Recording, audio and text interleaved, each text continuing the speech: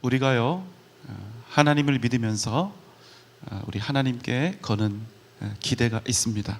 자, 뭘까요? 우리가 생각하고 우리가 기대하고 우리가 바라는 상식의 범주 속에서 하나님이 움직여 주시기를 바라는 것입니다. 여러분, 이게 무슨 말씀인지 이해하시겠습니까? 자, 우리 믿음 생활 예를 한번 들어볼까요? 우리가 열심히 믿음 생활을 하고 또 열심히 교회 봉사를 하고 열심히 헌금 생활을 하면 당연히 하나님께서는 우리에게 무엇을 어떻게 해 주셔야 할까요? 자, 뭐가 될지는 몰라도 우리가 잘 되게 해 주셔야 합니다. 왜? 우리가 열심을 다해서 믿음 생활을 하고 있기 때문이죠. 자, 우리가 속보이게 이것 해달라, 저것 해주시라 이런 말 안 하고 싶어요. 그냥 하나님이 알아서, 야, 너 정말 열심히 하려고 하는구나. 그래서 필요한 것 있으면 넘치도록, 부족한 것 있으면 채우시고, 인생살이 그저 편안하게 큰 탈 없고 큰 문제 없도록 그렇게 해주시면 되는 거예요. 이게 우리 상식이고 우리가 하나님을 믿으면서 하나님께 거는 아주 간단한 사소한 심플한 그런 기대입니다. 나랑 옆에 있는 저 사람이랑 이런저런 세상적인 환경과 상황이 비슷합니다. 그런데 아무리 양심적으로 생각을 해봐도 내가 옆에 있는 저 사람보다는 조금이라도 더 하나님께 충성하고 예배도 더 잘 드리고 주님도 더 사랑하는 것 같아요. 그럼 최소한 우리 마음에는 어떤 생각이 있느냐? 최소한 옆에 있는 저 사람보다는 내가 잘 살도록 해주셔야 그게 맞는 거예요. 이게 우리 기대입니다. 그게 상식입니다. 또 이게 논리적이고 합리적이고 이성적이니까 그래야 우리가 이해할 수 있는 거 아니에요? 하나님의 반응을, 하나님의 처분을. 여러분, 맞죠? 그런데 여러분, 하나님은요 가끔씩 우리를 실망에 빠지게 합니다. 내가 이토록 충성하고 그토록 내 마음을 다해서 주님을 위해서 열심을 내었건만 사업은 기울고 직장 생활은 녹록지 않고 또 몸은 병들고 사람들과의 관계 속에서 힘들고, 자꾸 이런 일이 생기면 우리가 어떻게 이 마음속이 뭘로 채워지게 될까요? 더 이상 하나님의 뜻대로 그냥 믿음에 충실한 그런 삶을 살고 싶지 않은 거예요. 신앙생활에 회의가 들고 내가 지금까지 뭐 했나 하는 생각이 듭니다. 만약 여러분에게 이런 나의 기대와 다른 거칠고 또 고단한 현실이 닥쳐온다면 여러분의 마음에 가장 먼저 원망하게 되는 그분은 누굴까요? 하나님이겠죠. 자, 여러분은 어떻습니까? 저는요 우리의 이러한 반응이 그럴만하다고 생각해요. 솔직히 얼마나 실망이 됩니까? 하나님 한번 제대로 믿어보겠다고 그렇게 나름 애를 태우고 때로는 무리를 하면서 열심히 교회 문턱을 드나들었는데 또 나름 기도도 열심히 하고 성경 말씀도 보려고 했는데 나에게 실제로 다가온 이 현실이 너무나 억척스럽기 때문에 원망이 일어나지 않을 방도가 없는 겁니다. 목사로서, 그러나 또한 여러분과 함께 동일한 인생살이 속에 있는 한 개인이요 또 한 명의 성도로서 그 마음을 이해합니다. 하지만 여러분, 만약 우리가 열렬한 믿음의 삶을 살았음에도 이러한 실망과 회의에 빠지게 되었다면 여러분, 어쩌면 한 가지는 분명하게 증명이 된 것이 아닌가 하는 그런 생각이 듭니다. 어떤 증명일까요? 우리가 하나님을 열렬히 믿고 따른 목적이 최소한 하나님 그분이 다는 아니었다는 사실입니다. 왜 이렇게 단언할 수 있습니까? 만약 우리의 열심과 헌신, 충성과 섬김의 진정한 목적이 정말로 오직 하나님 그분께 있었다면 우리는 결단코 세상의 어떤 상황 속에서도 흔들리지 않았을 것이기 때문입니다. 왜요? 단지 내 세상살이에 고난이 찾아오고 어려움이 찾아온 것이지 우리의 본질이며 영원한 목적이신 우리 하나님이 달라지신 게 아니거든요. 우리가 그 하나님으로부터 버림받은 게 아니거든요. 하지만 우리가 오직 하나님께만, 하나님 그분께만 내 인생의 목적을 두지 않았다면 우리는 얼마든지 내 삶에 찾아온 고난을 인하여 우리 인생의 진정한 본질 대신 하나님을 향해서 원망하고 실망할 수 있다는 사실입니다. 그래도 저는 이해합니다. 아니, 저는 이해해야 해요. 우리 모두가 다 죄인이고 연약한 사람들인데 우리가 하나님 수준으로 기준을 높이 잡아서 우리 스스로를 평가하게 되면요, 우리만 손해가 아닙니까? 그러니 진실은 그래도 좀 버텨줄 필요가 있어요. 때를 써볼 필요가 있습니다. 하나님, 우리는 연약한 사람들이니 좀 은혜를 베풀어 주세요. 좀 봐주시란 말이에요. 하나님, 우리 사정 다 아시잖아요. 우리가 완벽하지 않은 죄인이고 연약한 사람들인 거 하나님 다 아시잖아요. 그러니까 하나님, 우리가 때때로 하나님을 원망하고 또 하나님께 실망하더라도 우리 좀 용서하시고 변함없이 우리를 당신의 사랑으로, 은혜로 덧입혀 인도해 주세요. 여러분 어떻습니까? 우리의 이런 기도 하나님께 먹힐까요? 안 먹힐까요? 다행히 먹힙니다. 아주 잘 먹혀요. 그래서 여러분, 이러한 이유로 우리가 여전히 하나님의 은혜 가운데 항상 거할 수 있게 된 겁니다. 그래도 여러분, 우리가 알아야 될 것은 명확하게 알아야 되겠죠. 무엇을요? 하나님은 결코 세상의 상식과 인간의 예측 범위에 매이는 분이 아니라는 사실입니다. 우리가 그래야 한다고, 하나님 그렇게 해주셔야 한다고, 그래야 맞다고, 우리에게 그렇게 하시고 우리를 그렇게 대하시는 것이 당연하다고, 그렇게 우리에게 베푸셔야 하고 또 인도해 주셔야 한다고, 그래야 하나님답다고 아무리 하나님을 향해서 주장하고 소리 질러봤자 한 가지는 여러분 분명하다는 겁니다.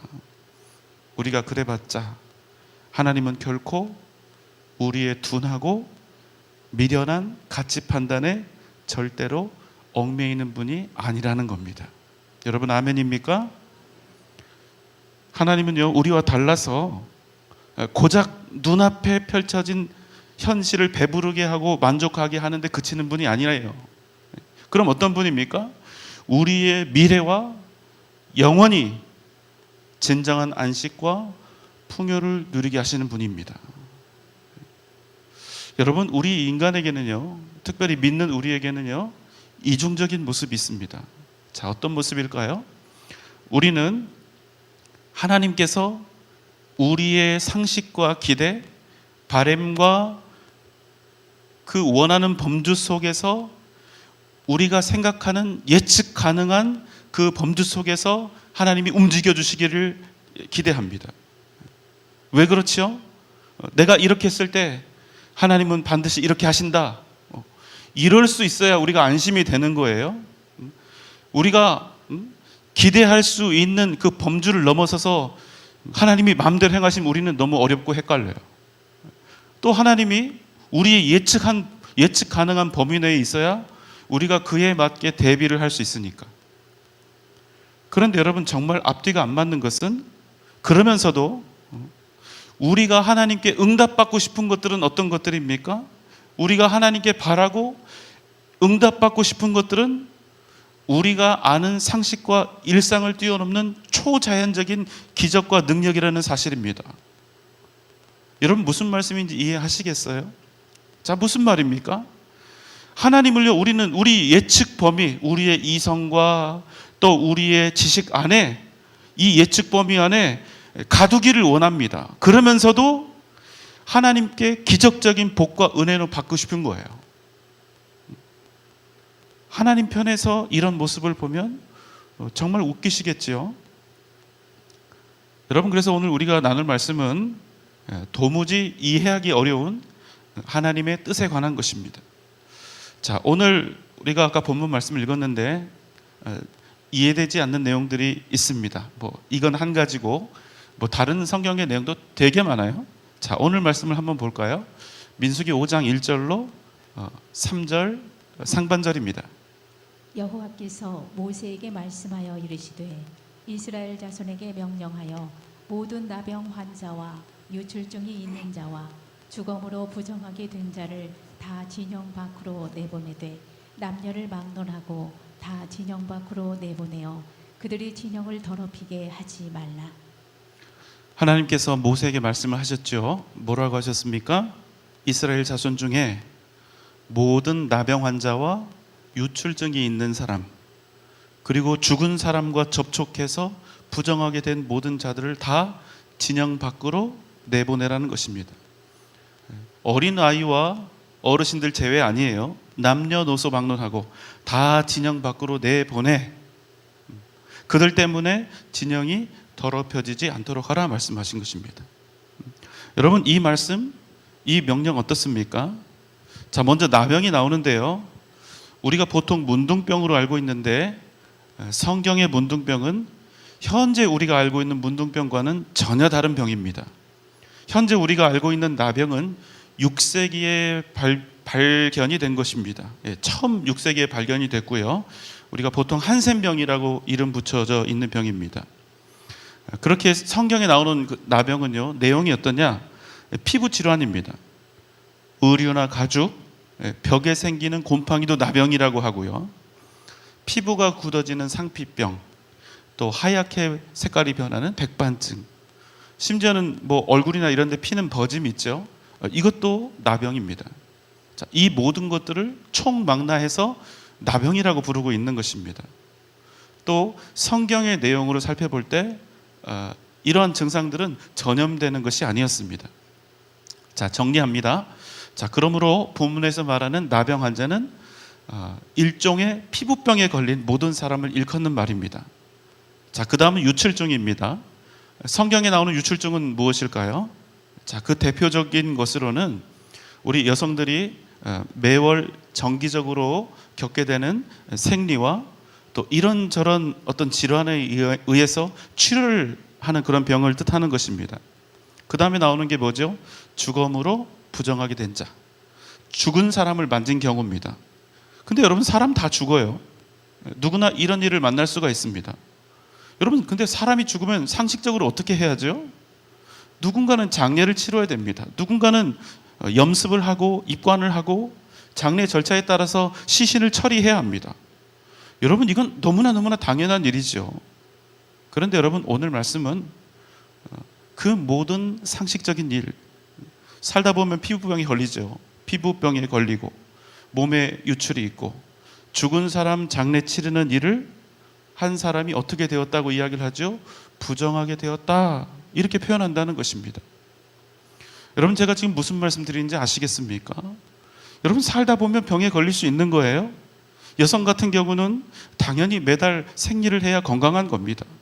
또 사람이 죽으면 아주 당연히 누군가의 장례를 치르기 위해서 또 다른 누군가가 시신을 만져야 합니다. 그런데 여러분, 이게 무슨 죄를 지은 것도 아니고요, 어떤 더럽고 추악한 일을 한 것도 아니지 않습니까? 그런데 하나님은 이 일들에 대해서 뭐라고 하신다고요? 어떻게 되었다? 먼정하게 되었다? 부정하게 되었다는 겁니다. 그래서 그들을 어떻게 하라고요? 전부 다 진영 밖으로 내보내라 하는 겁니다. 그게 남자든 여자든, 그가 연로하든 연소하든 예외 없이 말이죠. 여러분, 만약 여러분이 지금 이스라엘 민족 중 한 명이라고 한번 생각을 해보세요. 그런데 나를 비롯해서 여러분의 자녀, 여러분의 부모, 여러분의 아내나 남편이 오늘 말씀의 경우에 해당해서 부정하다 판단을 받고 멀리 진영 밖으로 내보내져야 한다면 여러분의 마음이 어떠실까 하는 겁니다.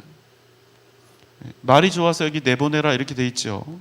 사실 여러분 거의 쫓겨나는 분위기 아닙니까? 안 나가면 안 되는 거예요. 어떻습니까? 여러분 이런 명령이 이해가 되십니까? 여러분 이 명령에 기꺼이 순종하실 수 있겠습니까? 3절 전체를 다시 보죠. 3절입니다. 남녀를 막론하고 다 진영 밖으로 내보내어 그들이 진영을 더럽히게 하지 말라. 내가 그 진영 가운데에 거하느니라 하시매. 3절에서는 이렇게 부정하게 된 사람들을 모두 진영 밖으로 내보내야 하는 그 이유에 대해서 이야기하고 있죠. 뭐라고 합니까? 나 여호와가 그 진영 가운데 거하느니라. 여러분 당연하죠. 거룩하신 하나님의 임재가 있는 곳에 부정한 사람들이 함께 거하면 안 되는 겁니다. 그러니까 나가야 해요. 하지만 여러분 우리는 이때 물어야죠. 그냥 지나가면 안 됩니다. 왜 그런 일상적인 상황들, 당연히 우리 가운데 일어날 수 있는 상황들이 부정한 거냐고 우리는 물어야죠. 왜 그걸 부정하다 이야기하시는지 물어야죠. 여러분 몸에 일어나는 피부병이 또 유출증이 시신을 만진 일이 부정한 이유는 무엇입니까? 여러분 성경에 그 이유가 뭐라고 나옵니까? 뭐라고 나옵니까? 없습니다. 뭐라고요? 없어요. 합리적이고 논리적인 우리를 이해시킬 만한 설명이 없습니다. 유일한 이유는 무엇입니까? 하나님께서 그 일을 부정하다 하셨기 때문입니다. 여러분 이해하시겠습니까? 다른 이유가 없어요. 하나님이 부정하다 하신 그 이유가 나병이, 유출증이, 시신을 만진 일이 부정하게 되는 유일한 이유라는 겁니다. 누군가 이 이야기를 들으면 우리에게 묻겠지요. 그런 바보 같은 소리가 어디 있느냐고. 맞습니다. 여러분 이 말을 들으면 세상적인 시각으로 볼 때 이만큼 바보 같은 이유가 없는 거예요. 그런데 더 놀랍습니다. 이 명령을 듣고 이스라엘 백성들이 어떻게 했을까요? 4절입니다.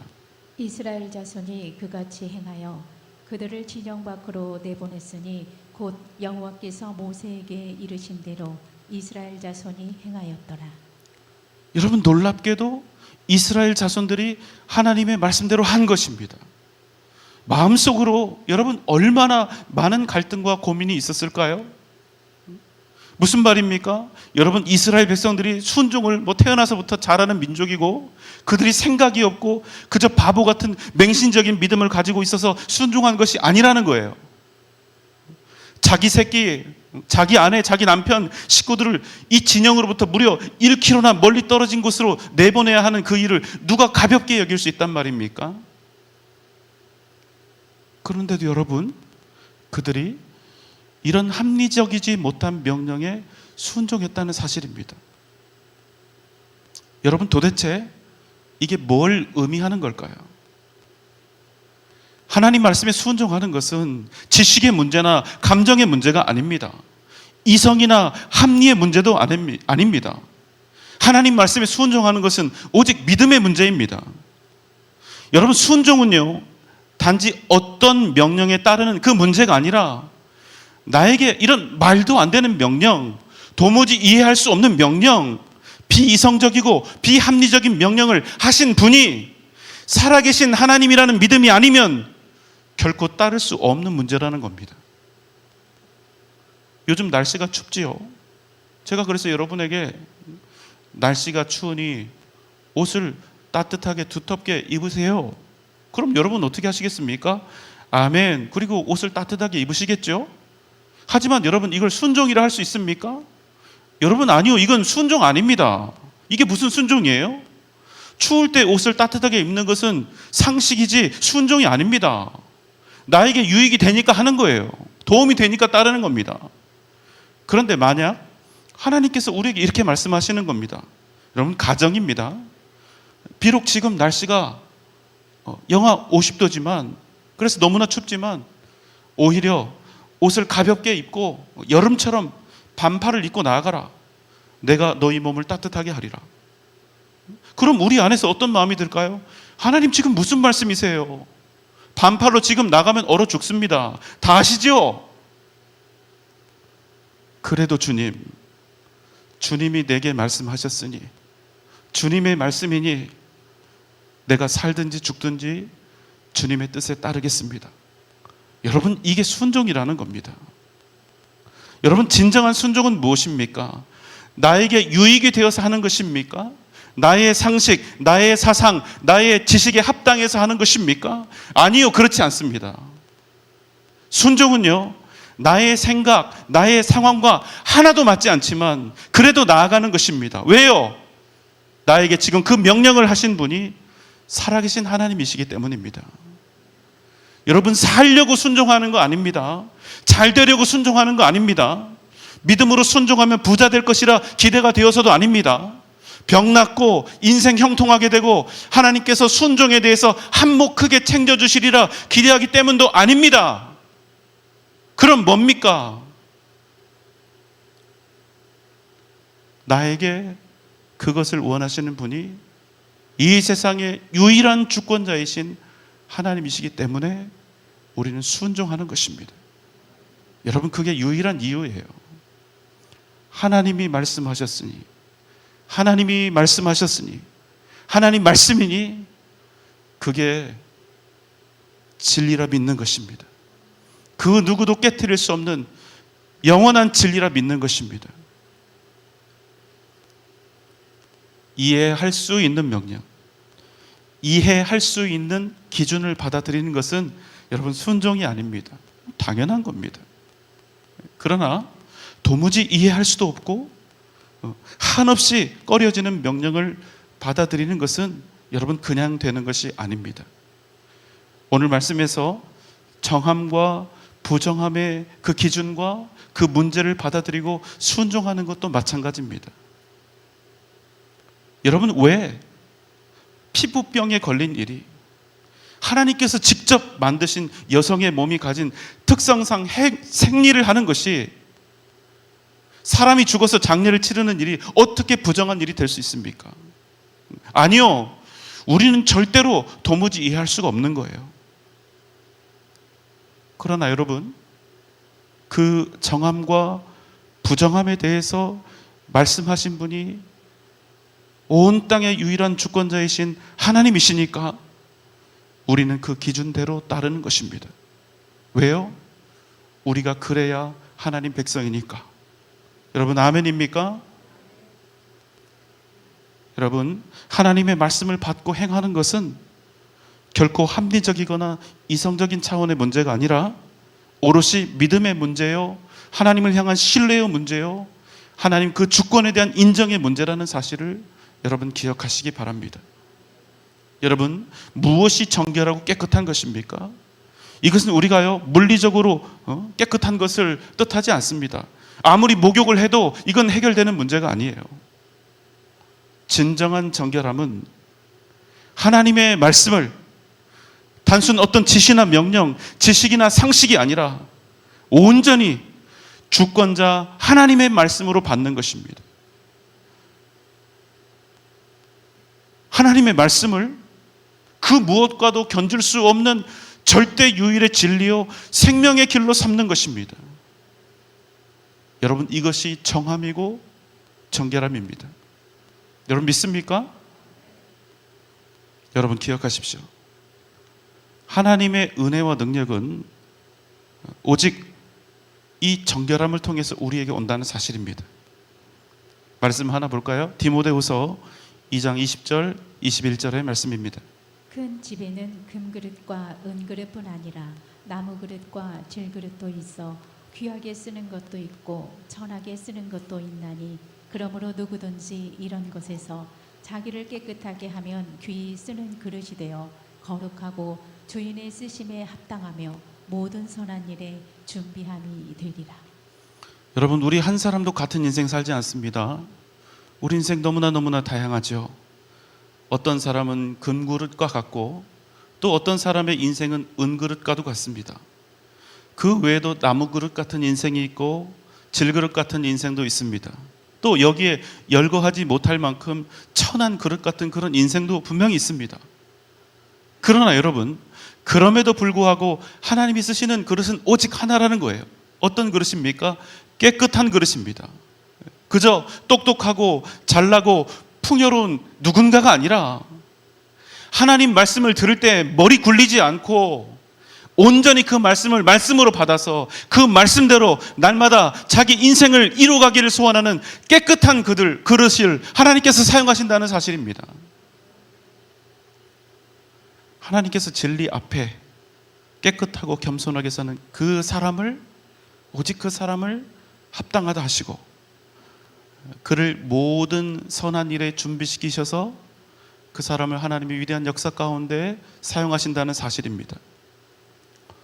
사랑하는 여러분, 오늘 이 밤 여러분은 무엇을 구하기 위해서 이 자리에 계십니까? 많이 계실 거예요. 그러나 그 무엇보다 먼저 하나님 앞에서 내가 깨끗하고 정결한 그릇이 되게 하여 주옵소서, 이렇게 기도하시기 바랍니다. 살아계신 하나님을 유일한 나의 주권자로 삼으시기 바랍니다.